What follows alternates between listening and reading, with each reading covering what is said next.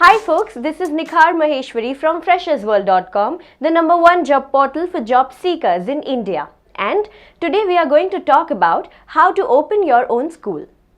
Many people take interest in moving into the education field and do some great contributions there, but they really don't know where to go. Do you have your own vision of what a school could be? Want something better for students? For these and other reasons, many teachers and entrepreneurs, fueled by their passion, classroom experience and entrepreneurial verve, start their own schools. But how to do this? Let's have a look.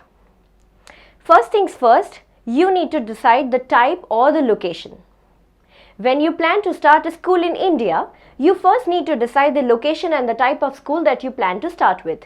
It is advisable to initially start with a primary school and then gradually expand it, or alternatively start with class 1 to 10. The school can be affiliated to any one of the board or can be an international school. Accordingly, the formalities will differ.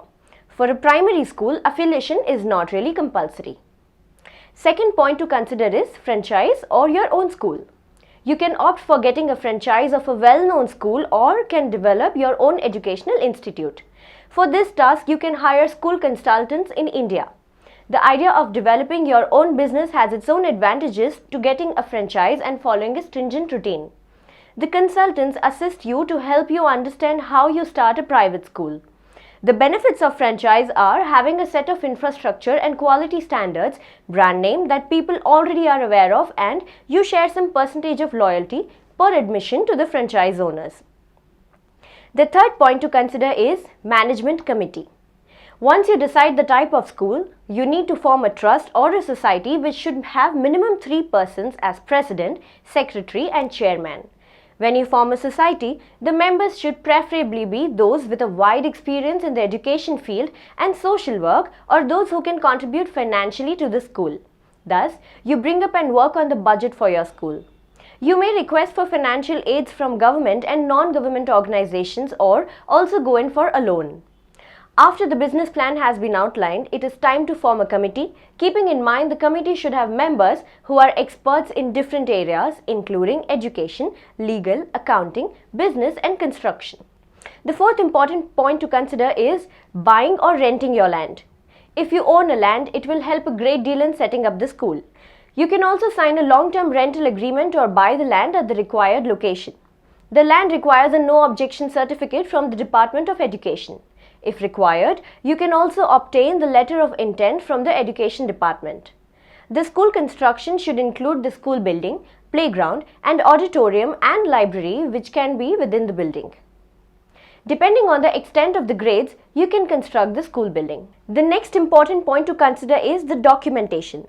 The documentation includes the affiliation from the respective boards and the no objection and approvals from the municipal corporation and health authorities.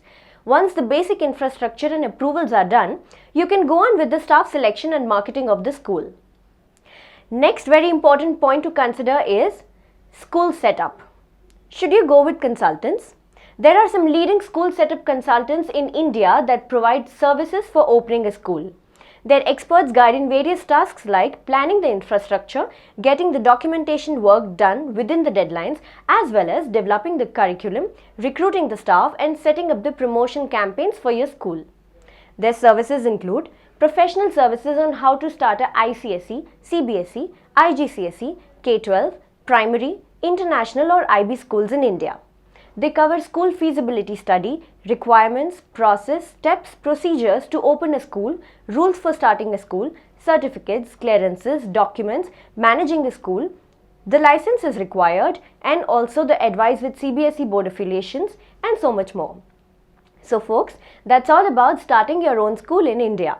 School recognition laws in India may differ from state to state, but the goal towards opening the school is common, which should always be in your mind, to provide a learning space and environment under the direction of dedicated teachers and supervisors for their overall development, because that's what matters.